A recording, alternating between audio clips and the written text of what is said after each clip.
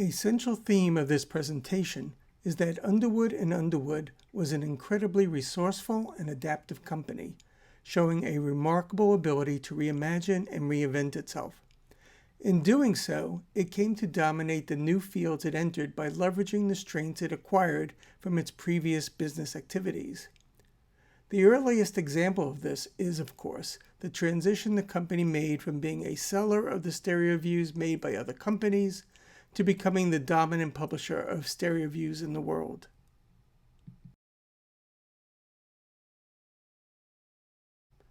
The aim of this presentation is to showcase how from very early on in its history, Underwood Underwood was more than just a stereo view company.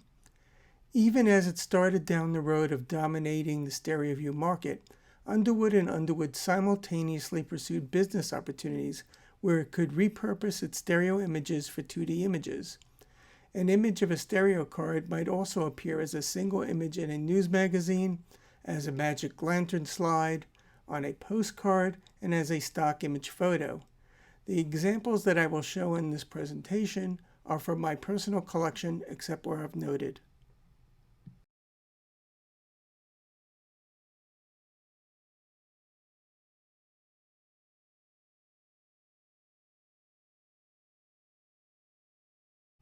In 1897, Burt Underwood traveled to Greece to photograph the war. Single-image halves of the stereo photos he took immediately appeared in English and American news magazines, and then later as a series of stereo cards. Burt Underwood authored an article that appeared in the Illustrated London News that described and documented with his photos his experiences in the war zone. A series of stereo cards was later published of these images. It is noteworthy that Underwood Underwood's first effort in news photography occurred as it was transforming into a publisher of stereo views, and in the same year, 1897, as when the company put out its first stereo card box set, A Trip Around the World. The following slides show how the images appeared in some of the news magazines that are in my collection.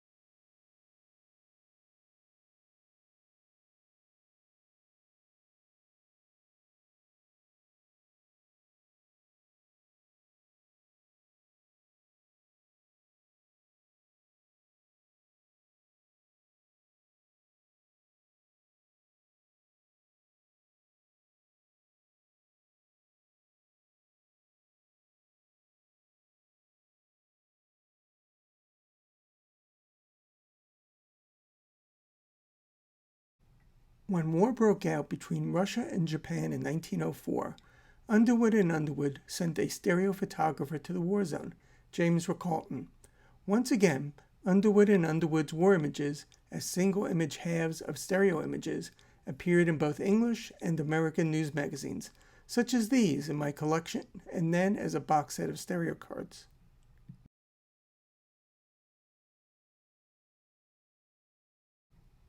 This slide shows an example of how an image appeared in a news magazine and then as a stereo card.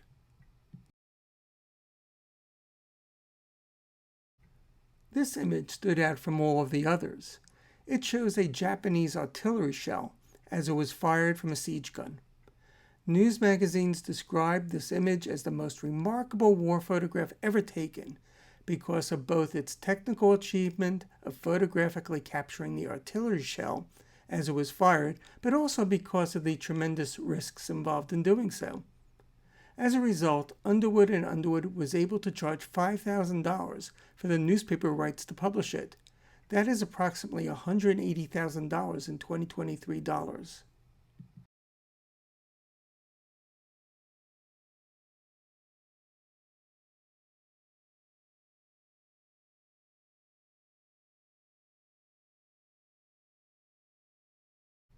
This is Charles Abbott.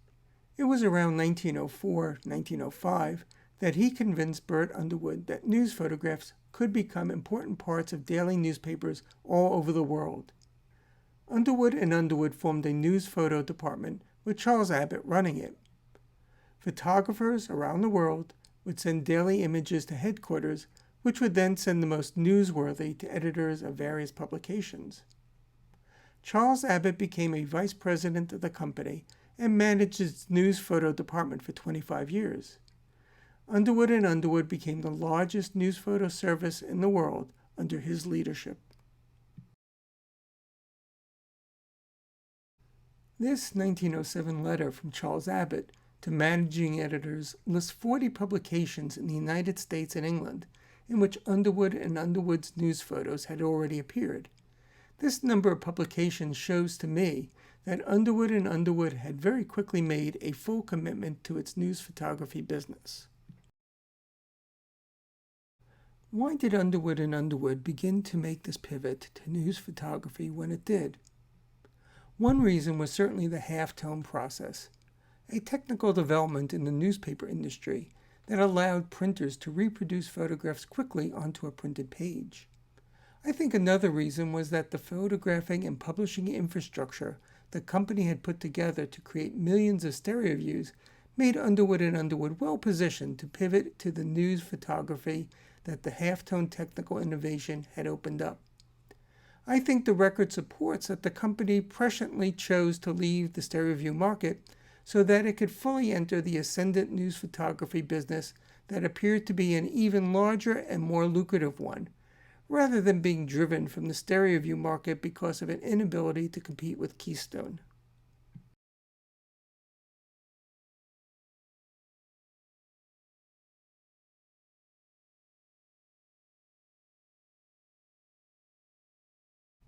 I will now show some examples of Underwood and Underwood's photos documenting news events.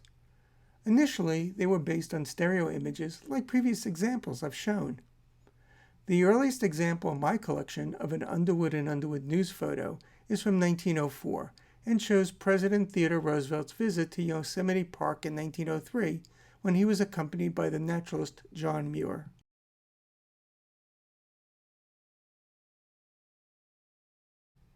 This news photo of William Gibbs McAdoo shows its origin as photographed by a stereo camera.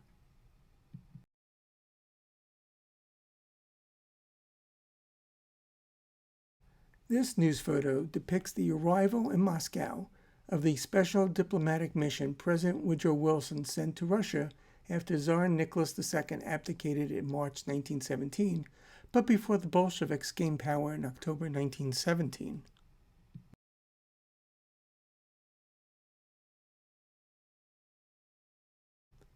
Underwood and Underwood's biggest client for its news photos was the Elliott Service Company, which used large news photos for window display advertising to draw attention to a merchant who subscribed to this service, which was called the Associated News Service.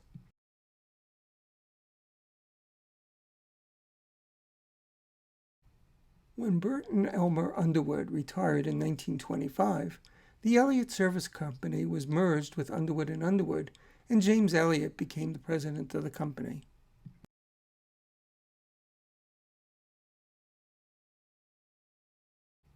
The following slides show other news events Underwood and Underwood covered.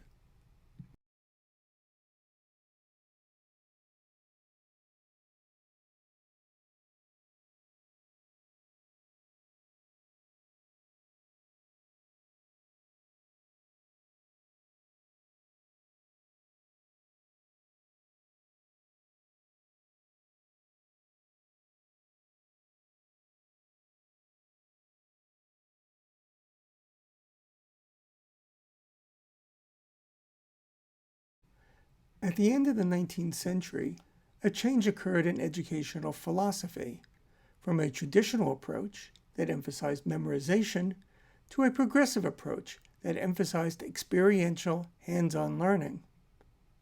Underwood and Underwood marketed both its stereo cards and the single-image magic lantern slides based on them to schools as important educational tools for achieving these progressive educational goals. Underwood and Underwood created an educational package for teachers to use. The world visualized for the classroom, 1,000 travel studies through the stereoscope and in lantern slides, classified and cross-referenced for 25 different school subjects. Here is an example of a stereo card and magic lantern slide based on it.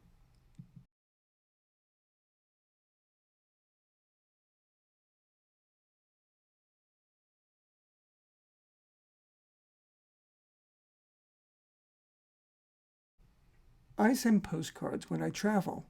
To me, they are a tourist-related activity. But that wasn't always so. The decade between 1905 to 1915 was called the Golden Age of Postcards, when hundreds of millions of postcards were printed and mailed. They became both an object to collect, a form of entertainment, and a method of communication before telephones were widespread and when people didn't travel as much. Underwood Underwood was well positioned to provide all types of images for the postcard market and for its collectors, and it did so from the very beginning. In 1898, the U.S. Congress passed a law permitting private companies to produce their own postcards that could be mailed at the same postage rate as the ones produced by the U.S. Post Office. Messages were not permitted on the addressing side of the card. This photo was based on a stereo image. This news event postcard, postmarked in 1906, is based on a stereo view and shows how Underwood Underwood now provided an area on the front of the card for a message.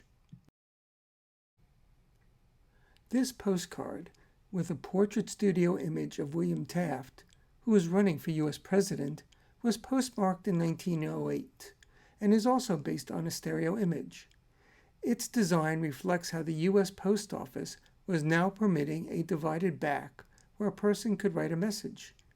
This change triggered the golden age of postcards and a great increase in their popularity. These two versions of a World War I postcard are marked as having passed censors.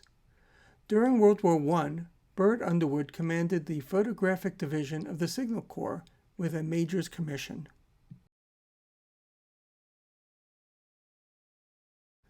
The image on this postcard, from 1921, depicts a sporting news event that had been promoted as the fight of the century.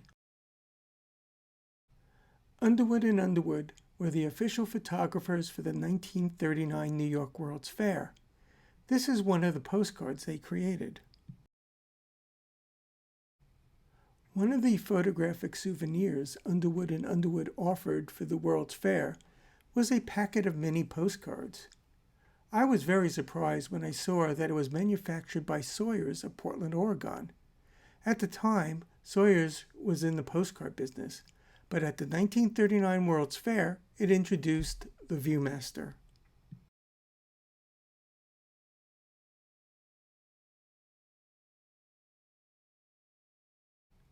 As this postcard, postmarked in 1948, shows, Underwood Underwood continued in this market for at least another decade. This card remains a mystery to me. It has a similar size and dimension to cigarette cards, but has no markings providing additional clues about its nature.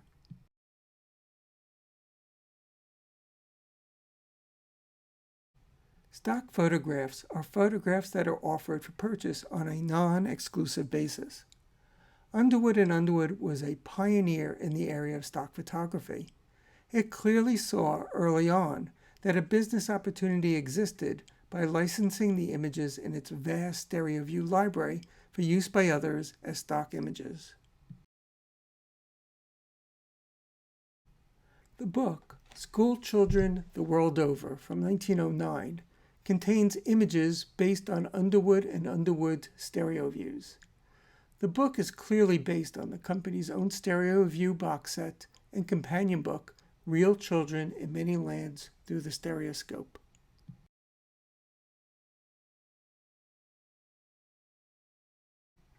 Every Land was a children's magazine where each issue contained a series of stories about children from around the world.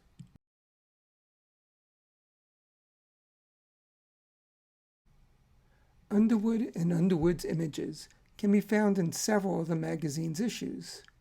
This image, in an issue from 1924, provides an excellent example of Underwood and Underwood stock photography.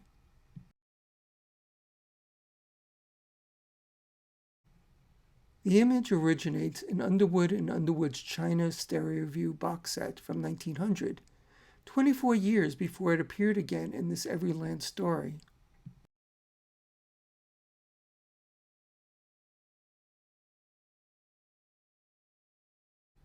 As I will show later in this presentation, Underwood and Underwood devoted significant resources into developing its portraiture business and studio photography for advertising. That kind of expertise and resources translates well to creating stock photographs. Underwood and Underwood made that pivot too and created catalogs of stock images that it offered for sale with images grouped into categories. I have in my collection Underwood and Underwood stock photography catalogs from 1937 and 1960.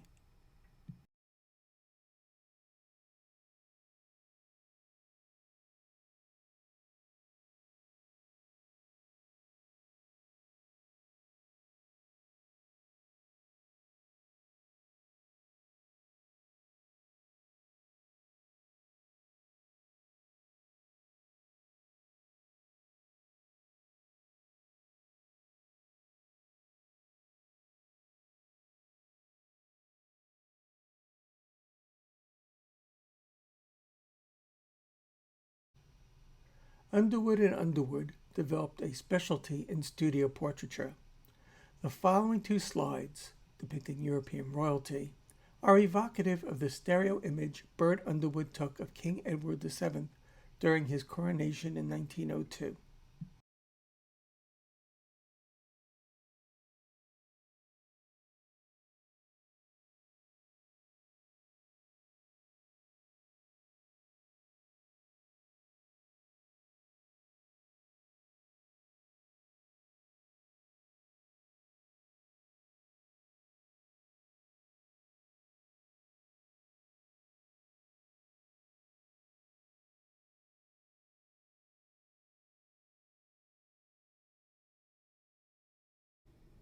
When Burt and Elmer Underwood retired in 1925, the company established portrait studios in New York and Washington, D.C. The following slides are examples of the photos from those studios.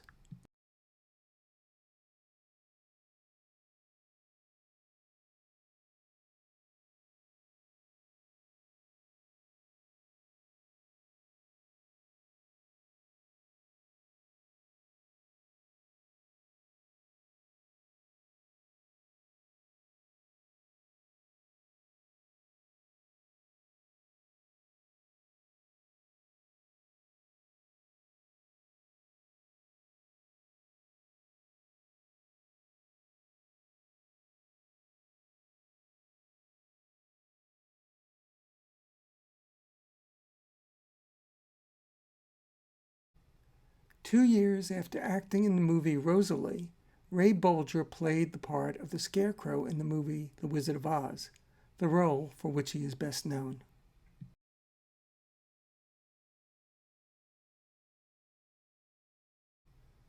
Underwood and Underwood did not just provide photos of news events, it also provided news images of different types, as the following slides will show, starting with images of people in the news.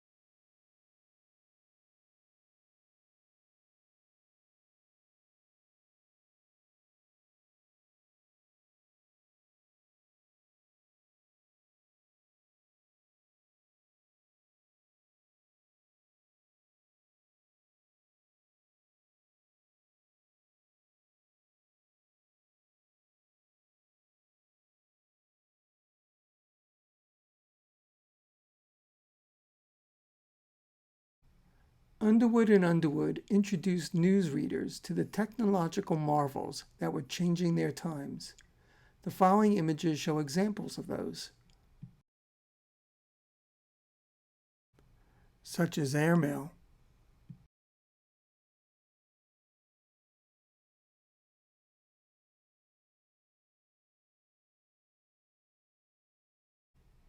and the development of commercial radio to broadcast events from remote locations like these boat races,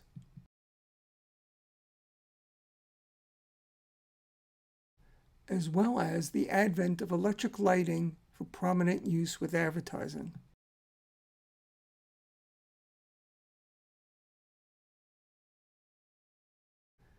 This image humorously shows how the increasing prevalence of phonographs could be used for other purposes than its originally intended one of entertainment.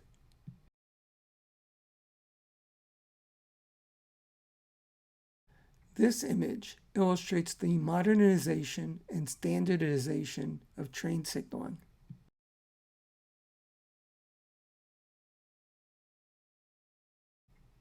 This image shows how passenger airplane service began to facilitate onward travel for steamship passengers from ports to other European cities.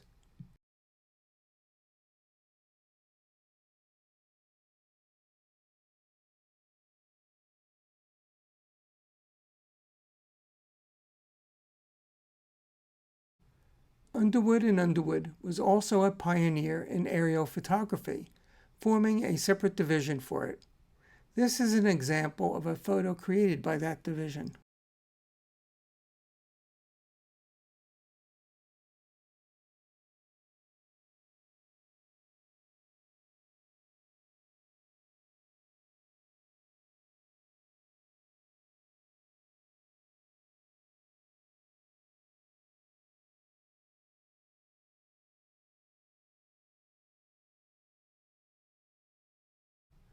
Underwood and Underwood also branched out into doing fashion photography. Here are some examples.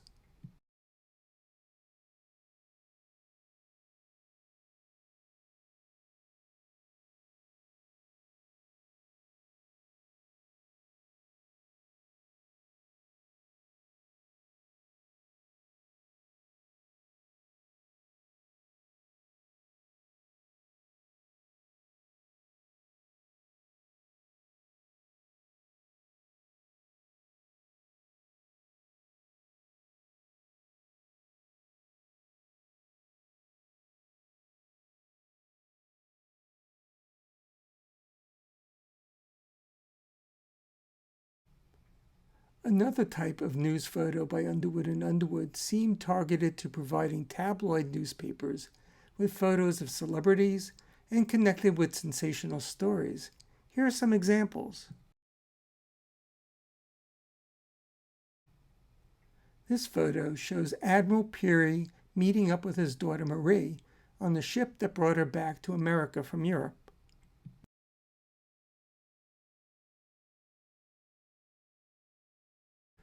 Beverly Harris, the former bank vice president mentioned, wanted to annul his marriage to Elaine Harris because she was born out of wedlock.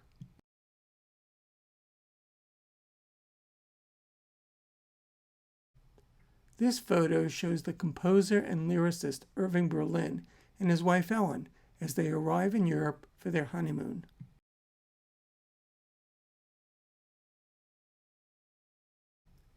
Robert Ingersoll's company sold the first mass-produced inexpensive pocket watch, which sold for $1. His wife shot her lover and then killed herself.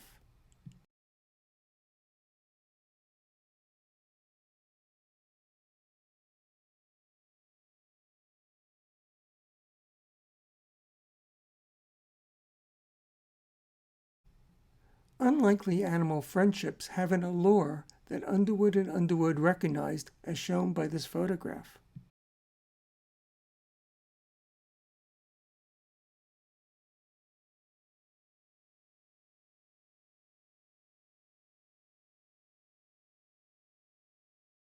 When Bert and Elmer Underwood retired in 1925, the company created a photo illustration department and hired LeJaron Hiller as a vice president to run its commercial photography work. Hiller ran the department for nearly 20 years. Under his leadership, Underwood Underwood became a dominant force in advertising photography. By the time Hiller retired in 1949, the advertising business of Underwood Underwood had already overtaken its news photography business in the amount of money it made for the company.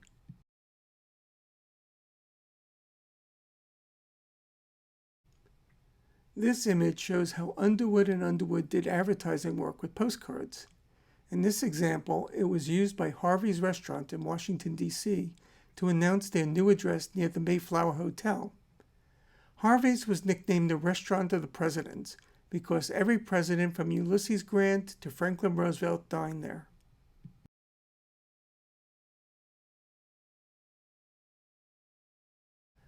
The following slides show more examples of Underwood Underwood's advertising work.